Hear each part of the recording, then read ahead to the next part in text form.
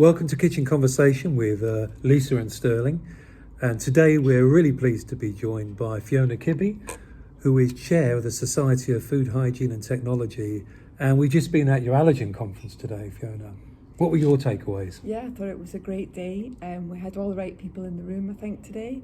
Lots of great conversation, great question sessions. So yeah, we're really pleased with it.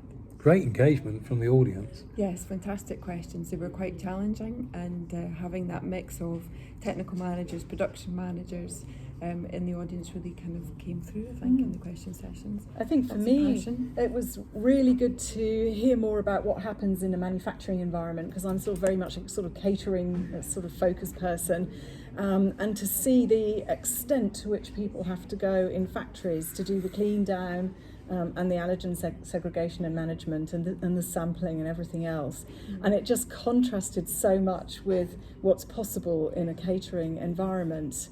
And then that sort of brings us on to this issue of the PPDS labelling, and how difficult that will be for a caterer to actually get that same analysis really and verification of a label as a manufacturer.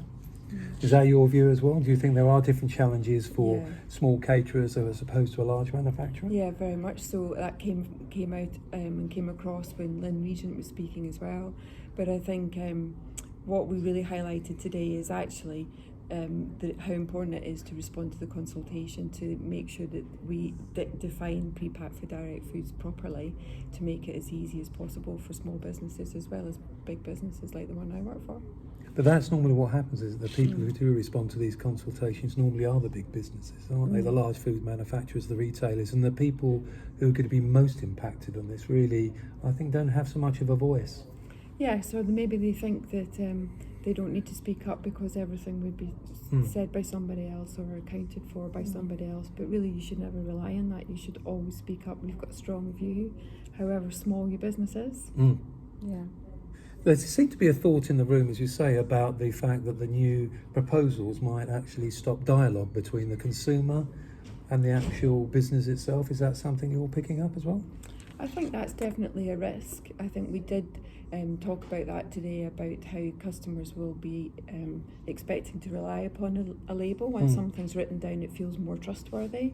But actually a label applied in a factory and a label applied in a smaller business are perhaps two different things and carry slightly different risk.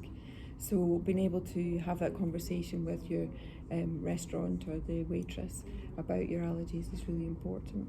Or if it's a takeaway shop, and even if it is labelled, to still have that conversation and say, I'm allergic to such and such, and is this safe for me to eat? Because I think businesses for many years have been making food specially for allergic customers upon request.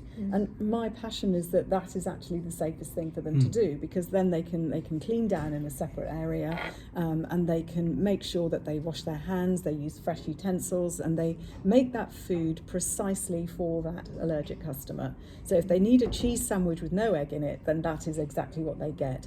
But if they buy one off the shelf, it might be a cheese sandwich that was made on a board after an egg sandwich, and there may be a may contains notice on there, but it may be something that they don't notice and don't ask, and that's the biggest risk, I think.